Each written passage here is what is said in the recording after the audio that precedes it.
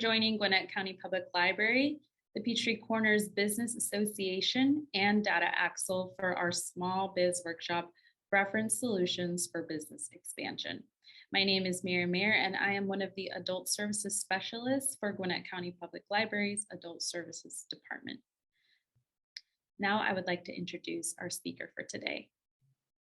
We are joined by Bill Carlson. He is the Customer Success Manager at Data Axle Library Division. Bill has been with Data Axle Reference Solutions since April of 2008. He is responsible for ensuring that public libraries that provide reference solutions to their patrons are getting the most from their subscription value. Prior to joining Data Axle, Bill managed a team of more than 20 salespeople at a publicly traded company, where he stressed the value of providing world-class customer service. An avid sportsman and naturalist, Bill has also owned and operated his own business, which incorporated his interest in the outdoors. Please welcome Bill Carlson. Good afternoon, everyone. Thanks for joining us today. As mentioned, I'm Bill Carlson. I'm with Reference Solutions. We're out of Omaha, Nebraska. You're looking at the version that is offered through the Gwinnett County Library system. You see the logo right here.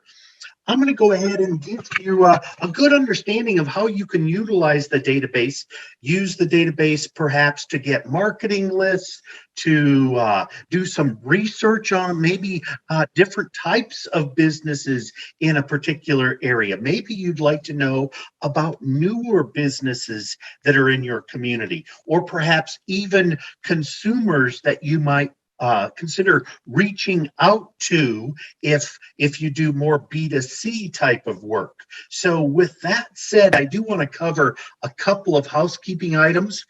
Number one, we do offer other webinars on Tuesdays and Thursdays. So you or maybe a colleague, if you had told them about the webinar, they could certainly join any of those. We also have some great material under the Learning Center. If it would be helpful for you to have information in writing, you can certainly come in here. And I do like to point out that we have our contact us information here in several spots. In fact, our hours of operation here in Omaha are Monday through Friday from 8 a.m. to 5 p.m. and that's Central Standard Time. So if you were to reach out to us after hours, we would get back to you that next business day. The information I wanted to share with you is under this marketing and training material. We have these database overviews. There's one for all of our business-related modules, one for all of our consumer, and then one that's inclusive. And then we have it broken down by each of those modules. So if you were interested in using the business module, you could certainly open that up and it would walk you through the ABCs of how to do a search, how to use some of the various tools that are available in the database. So certainly take advantage of that information if that would be helpful for you. And I'm just going to come back here to my home page. We also have, if you are an app user, we do have an app that you can upload. There are two modules available in the app. That would be the U.S. Business and the U.S. Consumer Lifestyles. When you go to use the app, it will ask you to put in your zip code, at which point in time you would be given a list, because it does a 25-mile radius around that zip code. It would give you a list of various libraries in the area. You would scroll through, find yours, click on it, and then at that point in time, enter in your Gwinnett County Public Library card number, and you'd have access. And then lastly would be our personal accounts. So we created these personal accounts because we were told by our library partners that not necessarily in every situation did someone necessarily want to download our information, but rather simply save it and come back to it at a later point in time. So if you've registered for a personalized account, you can certainly log in and you can save virtually any of these modules and come back to them at whatever point in time would be important to you. There is one exception, and that would be the jobs and internships. With this particular module, you're able to email yourself results. You're just not able to save them in that personalized account. But with that said, for example, the U.S. business database, which we know gets probably the lion's share of attention, that information is being updated annually for those businesses that we have verified. What we do is once we have that verification done, and it's all based on when your phone books come out. Now, we get those, but we get them digitally these days, thank goodness. So we bump that new phone book listing up against our current database. Anything that would be a duplicate would get rejected. Anything that would be a truly new business that we didn't have listed would get accepted, and then we begin our calling process for all the businesses in that area. We're pushing out those updates in the U.S. business database weekly. So Thursday into Friday morning, we're pushing that information out. If you have saved records, and let's say come back to that 2 months later, there are 8 potential updates that have been done to that particular saved search that you created that may change that number for you. It may increase or it may decrease. It could stay flat as well, but know that it is that dynamic. We will present to you the latest and greatest information based on what you've saved. Our U.S. new business information, these are filings that we're getting through the Secretary of State's office. We're updating this weekly. Our standard white pages, that's being updated monthly. Our U.S. new movers, new homeowners, we're getting that information through our license agreement with the United States Postal Service's national change of address, and we're updating that weekly. Our jobs and internships, which is through Indeed.com, that's being updated daily. Our U.S. healthcare and our consumer lifestyles, those are being updated every month. So let me go ahead and just launch the U.S. business database. The nice thing about all of these, and by the way, if you wanted to get back to that homepage, just select Reference Solutions, and it will bring you right back here. The nice thing about all of these modules is they search the same way. Of course, the criteria is different, but the processes and tools are all the same no matter which. So when I come into the U.S. business database or any other module, I'm always going to come to this quick search page first. In this example, maybe there's one company record that I'd like to look at. You could certainly put in that company name. It's important that you are confident in that company name. I took a phone call from a lady who was out in Maryland, and she was confident that she had this company name correct, when in fact, once we did a search based on the type of business it was, we found it was not correct. So certainly important to have that information correct. Could use the database to find an executive. Maybe there was an executive that worked with another company and you've learned that they've moved on. You could certainly try and find that person. Hopefully you can narrow it down to that city and state. You can even do a reverse phone number lookup. I do want to show you one tool, and I'll just use Lawrence in this example.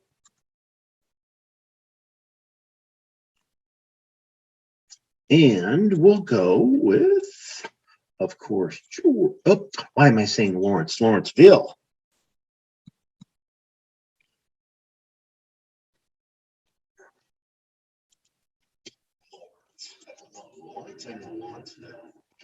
So this is going to show me all of the verified records that we have for Lawrenceville, of which there are over 9,000 of those results. The tool I want to show you is this charts tool. What this will do is it will break down all of these businesses by type. So what SIC code, that's the Standard Industrial Classification Code, what SIC code are those businesses under? It gives you this top 7 And as is in most cases, physicians and surgeons usually sit atop this list simply because they're all 1099 guys and gals. So they are their own business. That's followed, of course, by restaurants here, nurse practitioners, insurance attorneys, beauty salons, and dentists. But we don't stop at just the top 7. We do give you a full report here that's, in this case, 63 pages long. It will always give you the primary SIC code, that description, and then how many records apply. So maybe you had a product that you wanted to be able to sell into beauty salons. You could click on this 169 and it will hyperlink you right to that group, and then you could go about doing whatever you would like to do with that information. I'm going to go back because I do want to show you that aside from this top 7 and this full report, you could switch this up. We do have the NAICS codes embedded in each and every record. Of course, the zip code that those businesses are in. Perhaps employment size is important to you. You could always switch it up to employment size and get that kind of insight as it relates to the number of employees that businesses employ. So we can see it well over 66% employ 1 to 4 employees, followed by 5 to 9, 10 to 19. You get the idea. All of that information can be printed off or made part of a PowerPoint presentation. So know you always have access to that kind of insight, even when you're looking at an entire community.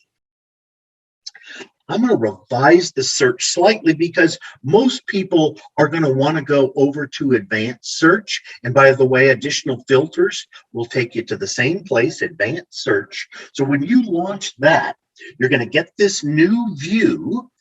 On the left-hand column here, I do want to explain a few of these filters. For example, company name. We saw under quick search where you could search for one company by name. This would allow you to search for multiple companies by name. So if IBM were one of those companies you needed to look at, you could add that to your list. Maybe Delta was another one. You could add that to your list. You can keep adding as many companies by name that you would like to see in whatever geography is important to you. So know you can do that. Otherwise, we'll always give you that company name. We'll always give you this executive information. But perhaps, maybe you would like to see in your list just businesses with an owner present. If that were the case, you could certainly drive in those results and forego those others that either may not have a listing for an executive at all, which happens, or a different title for an executive. Perhaps you would accept owner or a manager at a location. You could certainly always do it that way as well. You're going to for sure get one or the other, but you may get both in some cases. So know you can use those filters as needed. Business type, keyword is generally the way that people search the database because it's the easiest, right? You just put in the type of business that you're interested in seeing, as it notes here with restaurants, and pull up those results. I'll show you that in a second. I do want to point out this major industry group.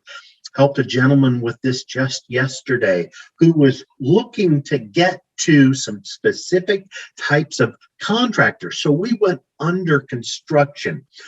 When Uncle Sam was using the SIC codes, because they've switched now to the NAICS, but when they were using the SIC codes, they were only a 4-digit code at length. So I can get the definition for each of these 3 codes here. And then depending on which path I need to follow, I can select that plus symbol again, and it will give me that next level. So this was as granular as it would get when Uncle Sam was using these SIC codes. We've added to them, and notice how much more granular it's gotten. So this gentleman was looking for companies that did water damage restoration. So we drove in those results, and he said he wanted to make certain that that was their primary line of business. He didn't want just a general contractor that could say, I can do that kind of work for you as well. We'll dry it out. We'll tear the sheetrock up a few feet. And he wanted people that did that day in and day out. So all you have to do, if it needs to be primary, is select that. And then it's a matter of selecting your geography to find those types of businesses that match your interests. So know you can use that tool as well. Geography speaks for itself. I will show you this map tool. Phone speaks for itself. So when we're making our verification phone calls, as I mentioned, we do that annually. We're asking for those, who's that owner or manager? We're also asking, how many employees do they have? About 72% of the businesses will give us an exact number. Those that don't, we look at the SIC code that they're under, and we'll apply a range based on their peers. So when you see an exact number, we got that in our phone call with them. You see a range. They simply did not respond to that question. And unlike the number of employees, we never ask a privately held company how much money they're making. You can imagine that phone call coming into your business and someone, out of the blue says, oh, by the way, how much is your business making annually? Chances are you wouldn't probably respond to that question, or perhaps even maintain that phone call very much longer. So we have a team that puts together an algorithm that then models that number, and they use factors like the number of employees, how long that business has been in business, what line of business is that company in, or what lines of business is that company in. Where's that company physically located? Because we also have to consider the variations across the country, from everything from payroll to taxes to ownership costs for a building, or leasing costs for a space, based on where those businesses are located. And then we also get some information through the Bureau of Labor and Statistics in order to finalize that. So this is always modeled information whenever it's a private company. If it's publicly held, we'll get that sales volume from their 10K report. But if it's private, it's modeled. And the same thing would be true with the business expenditures here. Ownership, we give you lots of ways to look at ownership. I do like to point out we do have home-based businesses. So if you wanted to include those and maybe just look at home-based businesses, you could select that and just drive in those home-based businesses in whatever area is important. Perhaps you need to exclude them. Maybe you're looking in a couple of zip codes at all businesses there, but you don't want those home-based businesses. You could exclude them. And we'll always give you that financial data where that's available. I do like to point out years in the database. I mentioned that if you needed to find out about those newer businesses in a community, this would be a great way to do that. And it can be done by type of business as well. But if you just wanted businesses that were no more than a couple of years old, you could drive in that kind of insight and then be able to do what you need to with that information. Same thing might be true with businesses that have been around for a while. Perhaps you want those businesses that have withstood the test of time. So if 12 years were your high water mark, maybe you want 12 years and older. You could drive in that information as well. Just depends on what you need. So many different ways to filter information. And I do like to point out professionals, all are one. So this would apply to those doctors that we saw in that list of those top 7. It would apply to attorneys, CPAs. So if you wanted a list of every attorney's office, but you didn't want every attorney in the office, you could select that as an option and just drive in one professional, the primary that we have at that location, and get one record for one address. Otherwise, you might be seeing multiple records at that same address for all those attorneys that call that home. And then we give you lots of ways to exclude information. In my community, in that list of the top 7, you would see ATM machines.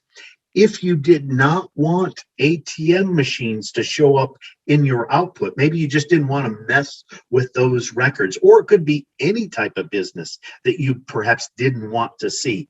You could put that business in, search for that, and then once the system has identified the ATM and the SIC, the code that goes with that, you can click on it and add it to the selected field here. So here's my SIC code for automated teller machines. I can click on that. It adds it here to the selected field. And as long as I've left that alone, when I produce my records, I'll never get any of those automated teller machines. We also have red box kiosks. So if that were something you wanted to also exclude, you could do that. Lots of ways to omit information, including previously saved searches. And I know that some people like to omit that and then rebuild the same search and just get the newest records that have come in based on that geography that you had selected earlier when you did your very first search. So great way to get those new records. Know that you can take advantage of all of these filters as you need to, but the more you apply, the tighter the funnel becomes, the fewer records you'll see, which in some cases may be spot on, right? Maybe that's what you need. I'm going to show you an example of a search, and I'm going to use restaurants simply because I'll find so many. I need some pure numbers, and this will always drive in those numbers. So here's my SIC code. That's 6-digit now. So when Uncle Sam was using it was 4. Now it's 6. I'm selecting that. This is my all-inclusive for all kinds of restaurants, fine dining and fast food. You can also, if you needed to, get very granular, as it notes here under related matches. It's now a 7-digit. You can get to steakhouses or French restaurants or German restaurants. We do that all the way through the number 9, and then we've switched it to an alpha so that we can continue giving you that opportunity to find those types of restaurants that are important to you. We also give you the ability, if need be, to look at certain chains of restaurants. So notice now it's a 9-digit number. Can get very specific, but I want to look at all restaurants, and I'm going to do it across Gwinnett County. So of course, in this case, I've got to grab Georgia. And then as you can see, you can just start keying it in and it will come up with what it believes you're looking at. In this case, I've got Gwinnett. I'm looking at all verified records. Now we do have these unverifieds, which I wouldn't necessarily throw them out with the baby's bathwater by any means. Those are businesses that we have not been able to either get verified or re-verify them the following year. So as you can imagine, when we go to start our phone calls, we don't always reach that business the very first time. So we'll continue trying. In fact, our researchers work slightly different hours than my division does. They're working from 7 a.m. to 9 p.m. Central Standard Time to make these phone calls, and that's Monday through Friday, and then Saturday they're also working 8 to 5.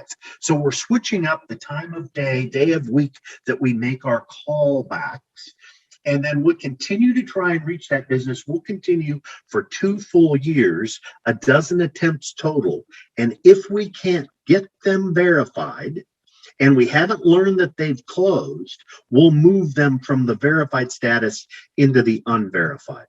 Of course, closed speaks for itself. So with that said, I'm looking at all SIC codes for restaurants across Gwinnett County. I have a total of 1,972. Now, if I switch this up to primary, watch what happens to my total. So it dropped it down to 1,700. So it got rid of businesses like, think about bowling alleys. Every bowling alley I've ever been in has a little little restaurant in there. Might be just a counter, right? That they serve burgers and dogs or maybe pizza, what have you. We've gotten rid of those. We've gotten rid of those movie theaters that offer a dining experience. So that's why that number was lowered. I'm going to view my results. And immediately I want to go back to this charts feature. You saw it when we looked at the entire community. This is what it will look like if you're looking at a specific, or maybe 2 or 3 specific SIC codes. It's going to give you, there's that SIC code that I searched. It's going to default to the city view. So it no longer gives you the SIC NAICS code because you already told the system this is what you're looking at. So it gives you the top 7 cities. And then, of course, you've got the full report here. And I can switch this up. Let's look at employment size. We know that that employment size, when we were looking at all of Lawrenceville, 1 to 4 was the largest group. Is it still that way when we're looking at just restaurants? Actually, the largest group is, in fact, the 5 to 9. 1 to 4 is down here in this 3rd position at 13%. So I do have worked with some folks that needed this kind of insight because they needed to be able to show this to some folks that they were reporting to as it related to the business size. They were also very interested in sales volumes. So if you wanted to get a perspective from that, you could also do that. Notice less than 500,000 is again over 63%. As it relates to all those restaurants. So lots of smaller restaurants. I can print this off. I can make it part of a PowerPoint presentation. And let's take a look at being able, and it will always tell you right down here at the bottom how many records you could download or print. And it says per search. I would prefer it said per event because there are 1,700 of these. I could download all of these if I wanted to. I can simply select this empty box next to company name. It grabs all 25 records on that page, and then it's a matter of advancing to the next page.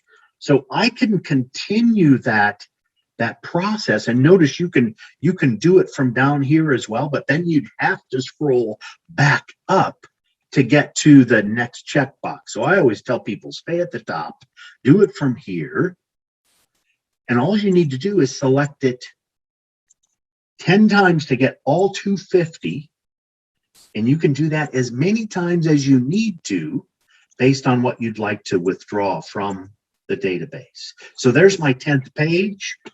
Then it's a matter of either downloading it or printing it. When you save search, it doesn't save just the ones you put check marks next to. It saves this total. So don't assume that you can save just these ones with the check marks next to them. It's going to save the entire total. Here's what my download would look like. And notice, even with the download, I can still even just email those records directly to myself. Or maybe I wanted to send them to a colleague. I could do that. First option will always be comma delimited. This is definitely what you want to use if you're going to make mailing labels. And we know lots of businesses will use the database to send out mailers to other businesses. Otherwise, I can certainly just drop it in Excel.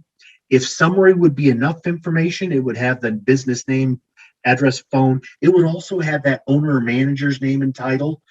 It would have the number of employees, sales volumes, line of business. All of that would be captured in this download. And then once you open that up,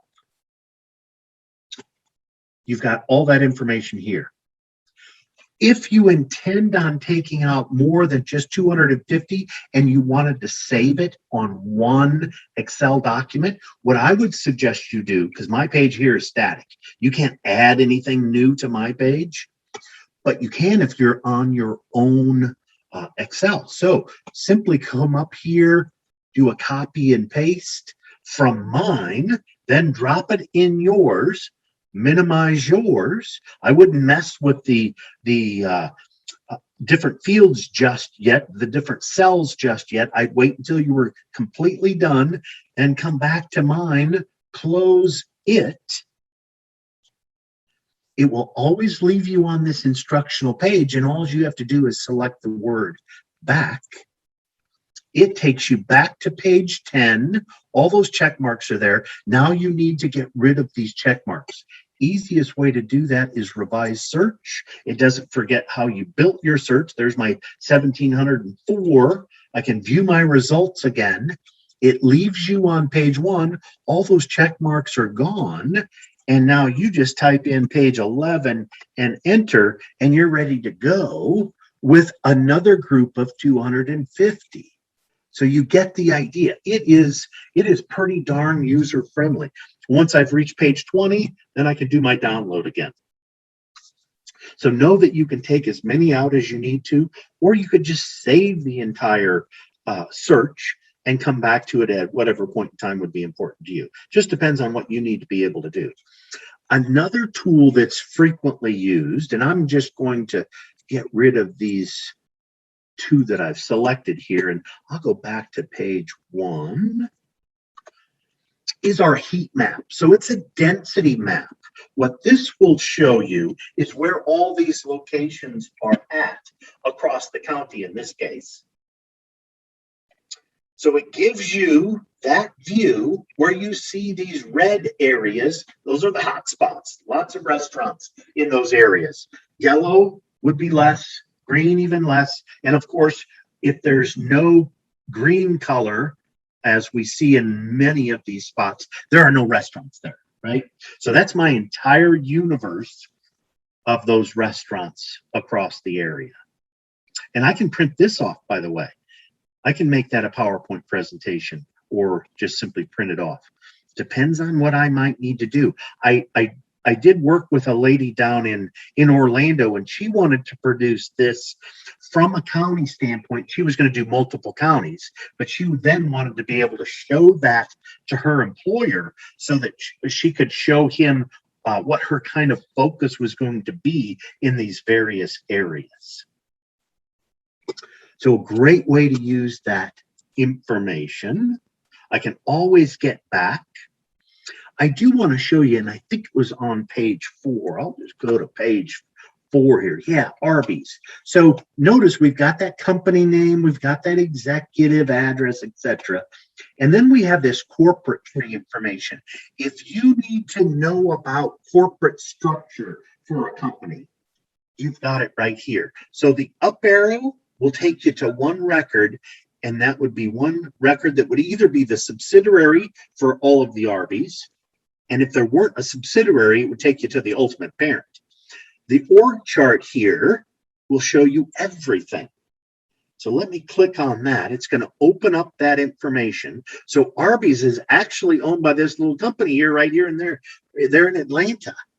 They have some 43 subsidiaries, almost 40,000 branches. There's a legend that runs across the top here. So if you needed to know what PV stood for, you can quickly identify that that's a private company. And if you want to see these other 42, because there's the 43rd one, if you want to see these other 42 subsidiaries, simply close this one. And there they all are. So this private equity company out of Atlanta there has all of these companies under their umbrella. One of them they just added late last year was Dunkin' Donuts. So I know that you all have a few of those down there. And if I wanted to get into this other group, maybe I'm interested in this Hardee's, I can click on that and get to, of course, all of those Hardy locations as well. Or I could just go to the Hardee's restaurant group if I needed to see that record. Just depends on what you need. So great data there. And we do not go overseas. Let's imagine for a minute that Rourke Capital Group was actually in the UK. We would stop with the subsidiary here in the US, but instead of it being called a subsidiary, an SU, it would be called the SF subsidiary of a foreign parent, but we wouldn't go over to the UK to identify Work Capital Group, just so that you understand that. I can always get back, and let's open this Arby's record. This is an atypical record that we would see in the database. Always going to bring you right into the location information first. So we have all that address information, their phone, website, social links that they use. Notice we also have that corporate tree embedded in the record, so I could get to that kind of insight there as well. I have some job listings there. There's my industry profile. So that's the SIC code that drove in all of these restaurants, because we were looking at them from a primary standpoint. There's a business profile, some great insight there. Of course, we have Google Maps embedded in here because we have the latitude and longitude in the background. Then I have the business demographics. So we updated this record in March of this year. So the next time will be, of course, in 22. When we contacted them, they told us they had 17 employees at this location. Now, one of the things we don't do is we don't ask them how many of those 17 are full-time versus part-time. I get asked that question frequently, as we know that this is a private company owned by Rourke ultimately, been in our database for a couple of years anyway. Have some hours of operation, that management information, and company news. So we're getting company news through Bing, and we're uploading it. It could be done potentially multiple times in a given day. So last date of update was today at 8:01.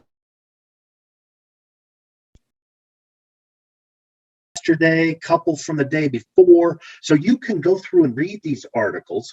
This is where I was at doing a demonstration of how to use the database when I noticed an article about the fact that Rourke Capital Group had just acquired Dunkin' Donuts.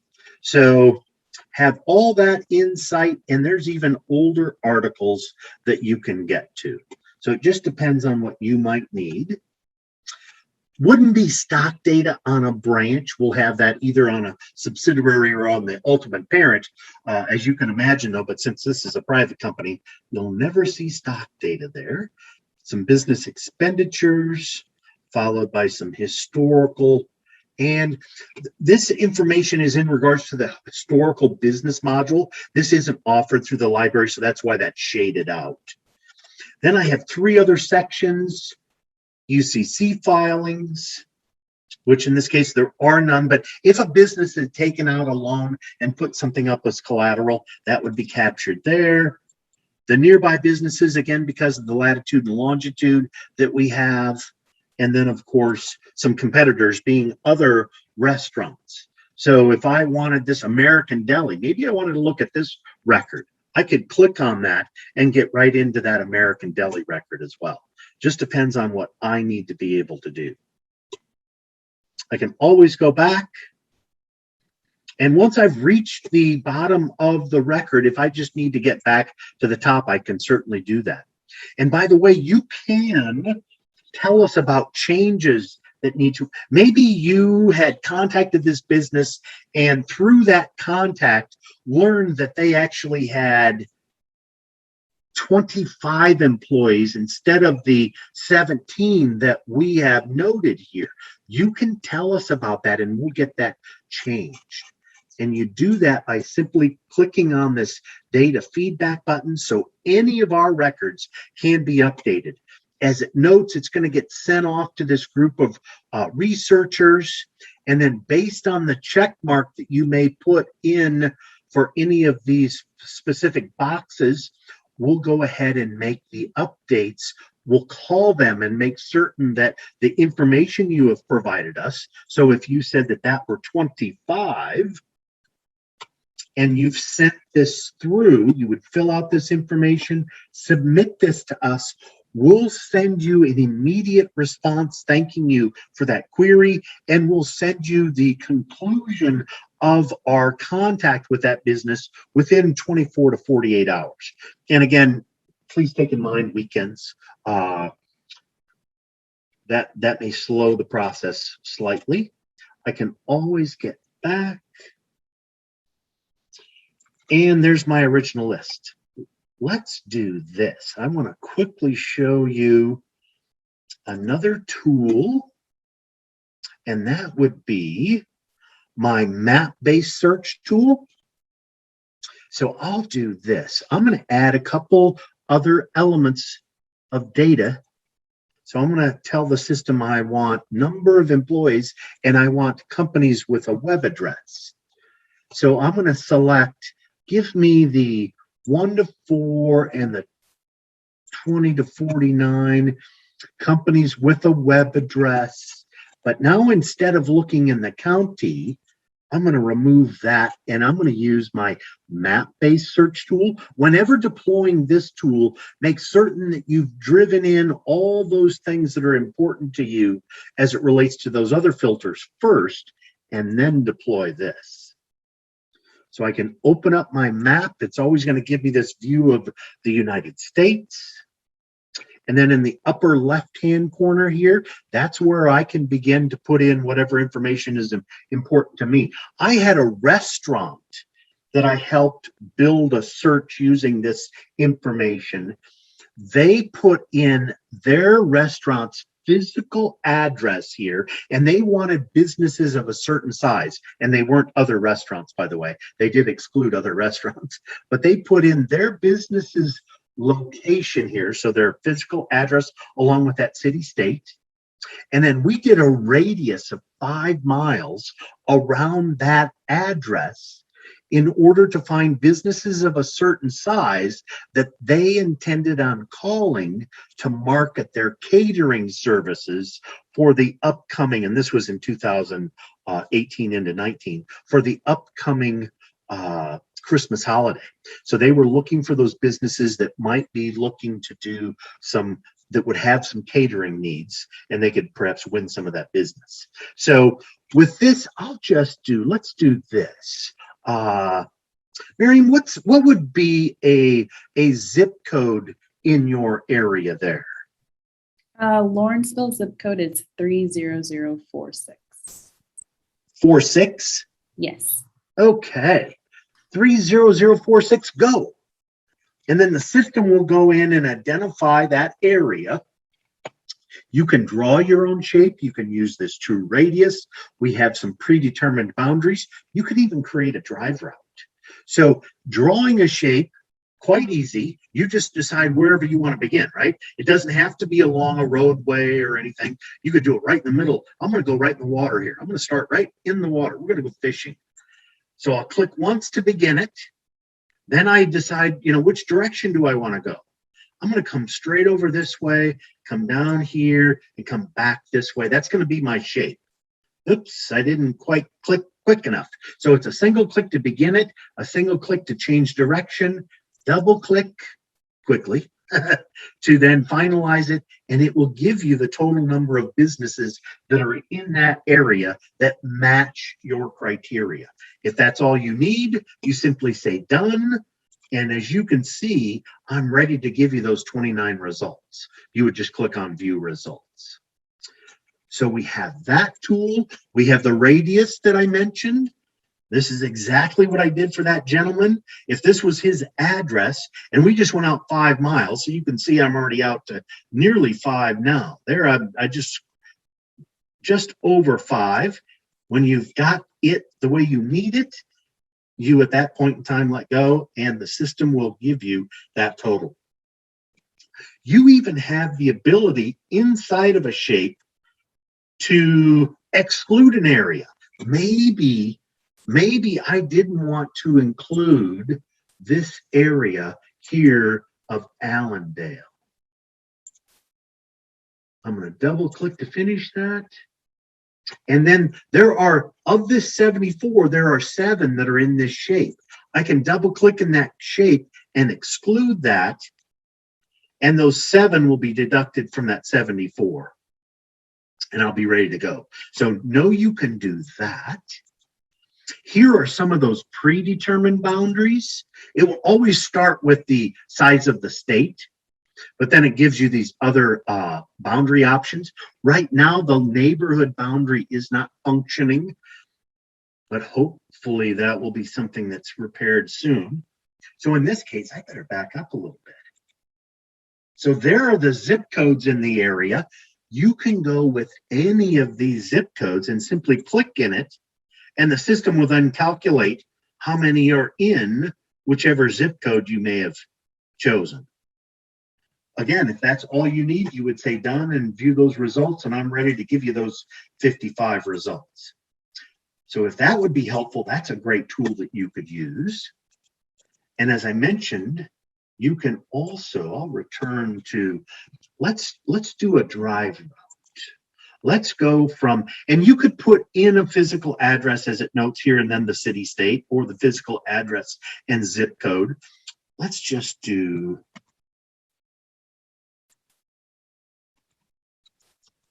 we'll do Lawrenceville. And we'll go over to, what is the name of that? Oh, we'll go up to let's go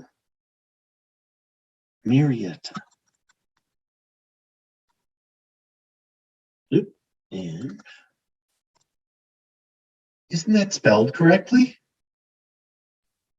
Is there only one? Yeah, I believe so. Yep, it was. It just, for whatever reason, it acted like I had misspelled it. I thought that was it.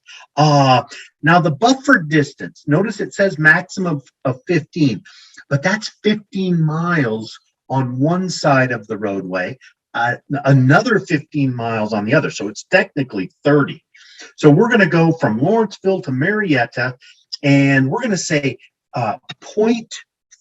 So I'm going to get 3 blocks on both sides of the roadway. How many businesses match my criteria along this roadway?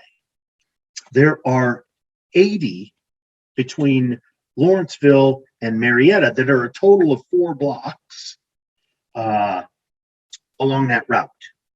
If that's all I need, I can say done, view my results.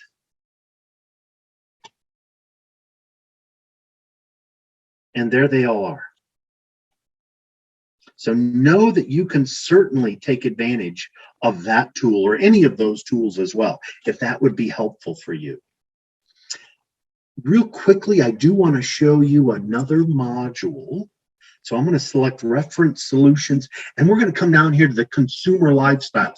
So we're call verifying this information, and we've got about 16 million plus that we have verified. We're not call verifying this.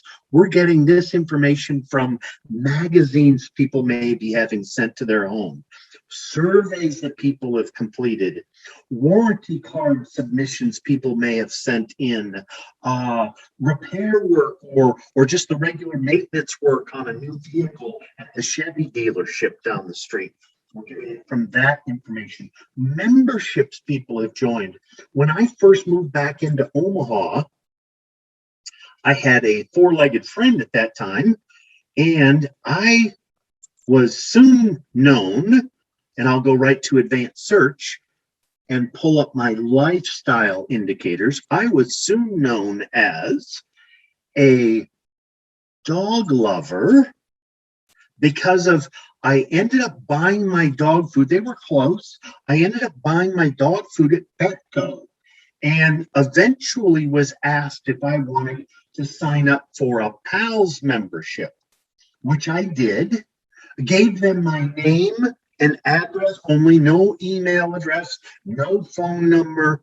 They sent me physically these discounts every month that were being offered through Petco. And probably within a couple of months, that's how I was identified as a dog lover from all that shopping I was doing. So notice there is a scoring system here of 0 through 9, but we'll only produce records for people that score a 6 or higher. So they have to be active in whatever category you've selected in order to get presented with that information. So let's do this. We'll do Gwinnett again. And I'm going to select my Georgia first here, and then Gwinnett. And instead of all per household, I'm going to do one. So I want one name, one address. That person that we refer to as head of household at that address. So I'm looking for just those dog lovers. I have the gentleman do this. He was looking to open a second pet store, and he wanted to get a sense in this area. It was a 3-county area where might be the best place for him to open based on, let's see what we have for a total here. So I have 8,400 that fall into this 6 to 9 range that are in Gwinnett County. He wanted to be able to view those results and then get a sense of where they were at by using the heat map. And he did the same thing with his competition on the business side. So as you can see, you've got some good areas here, certainly here, here. That's what he was looking at to find out where his competition were at, as well as where were these dog owners or pet lovers in general, because he was also looking at cats and general pets. So you can always look at it from that standpoint. Now notice it says telephone numbers displayed may be on the do not call list and should not be used for phone solicitation. So we do have some, as you can see, phone numbers here. You're ultimately responsible for the compliance with that, and I would add to that. You can certainly call some of these people, but you have to run this list through the do not call registry. You can hire us to do that for you and send you a clean list that you could call, or you could download this information. It's going to take a bit of time, right? But you could download this information and send it to the do not call registry. They will charge, but then they'll send you back a clean list with phone numbers that you can call. So know that that's available. Let's look at this first record. This is a typical record. So we're always going to have this address information here first. Obviously, that gender, everything that we've seen, it appears as though he's married. Been in this home for about 17 years. There's some of the census information that we're getting, and then we make some adjustments to that household income and home value. And then there are the lifestyle indicators.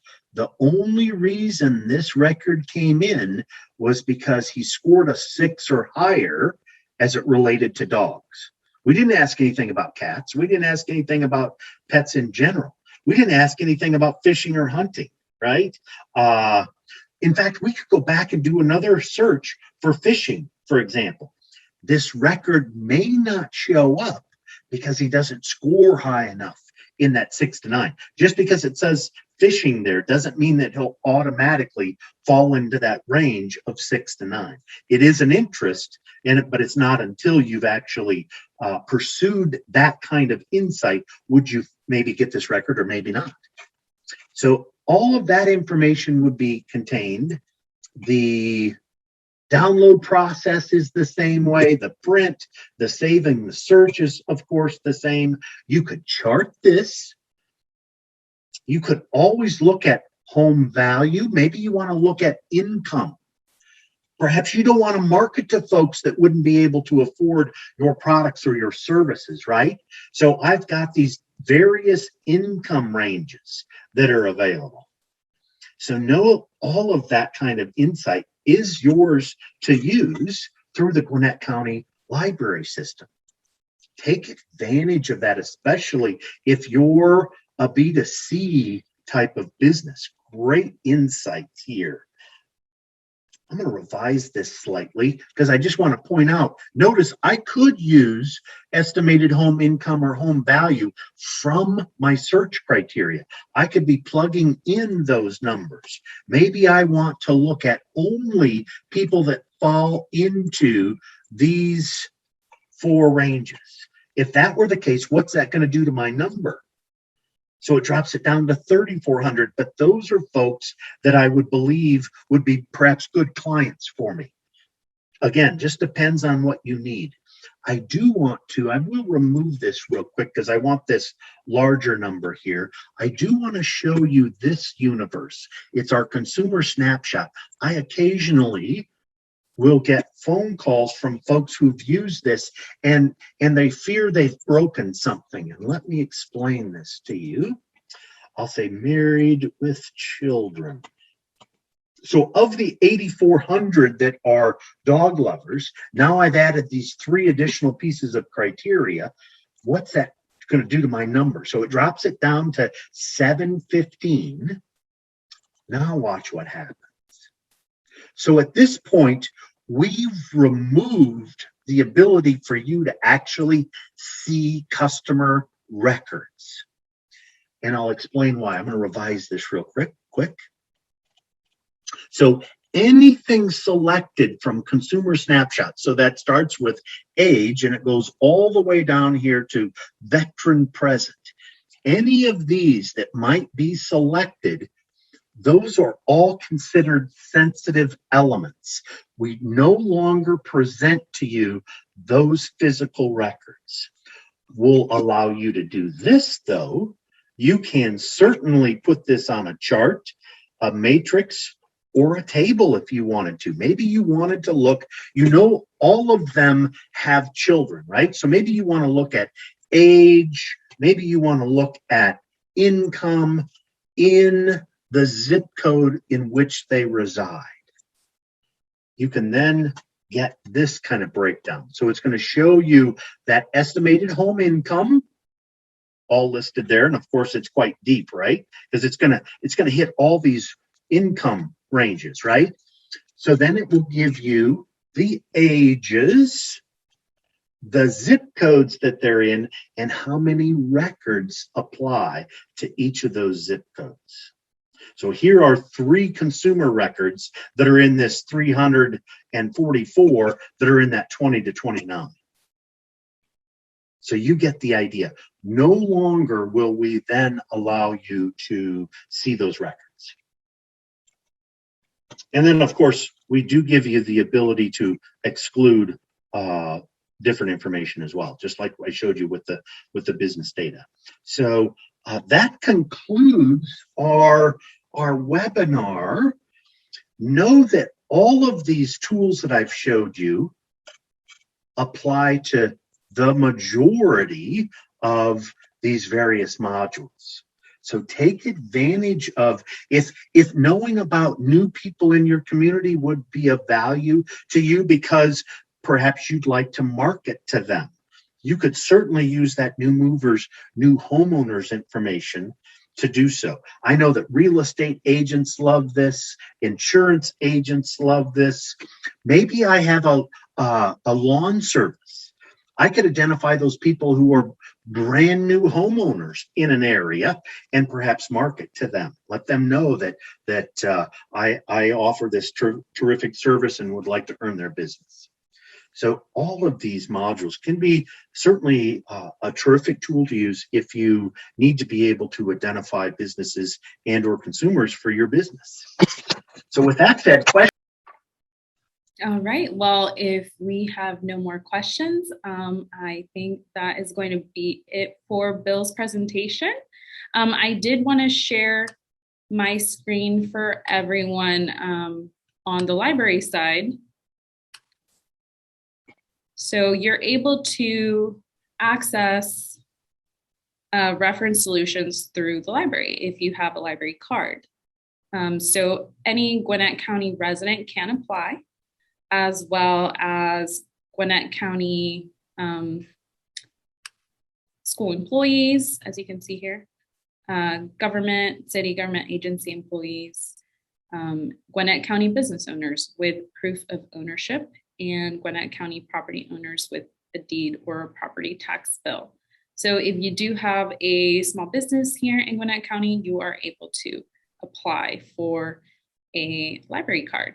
And that way you're able to access reference solutions on our website. And then if you aren't if you're a non-resident or you don't qualify under any of these, then you're able to pay annually a fee of $40 for a library card.